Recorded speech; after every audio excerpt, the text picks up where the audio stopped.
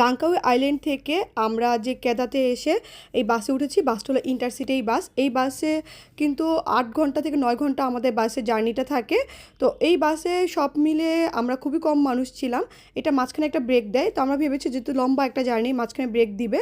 তো ব্রেকটা বলতে এখানে জাস্ট ওরা বলে যে ওয়াশরুম ওয়াশরুম জাস্ট ওয়াশরুম বলতে এখানে শুধু ওয়াশরুমই ছিল। পাশে একটা ভাসমান একটা ছোট একটা রেস্টুরেন্ট ছিল যেখানে আমরা এই খাবারগুলো কিনি। এই খাবার কোয়ালিটি ছিল খুবই বাজে। তো আমাদের আসলে খাবার আগেই থেকে খেয়ে নেওয়া দরকার ছিল বা খাবার নিয়ে আসা প্রয়োজন ছিল। এই খাবারের প্রাইস অনুযায়ী খুবই কোয়ালিটি বাজে ছিল।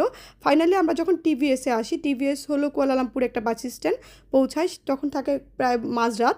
তো মাঝরাতে টিভিএসে এসে প্রথম নেমে আমার উপরে আমাদের লিফটে উঠে পরে অনেক আরেক প্রান্তে গিয়ে লিফটে আরেক দিকে নেমে আমাদের অ্যাপসের মাধ্যমে আমরা একটা কার বুক করি আমাদের যে হোটেল বুক করা আছে।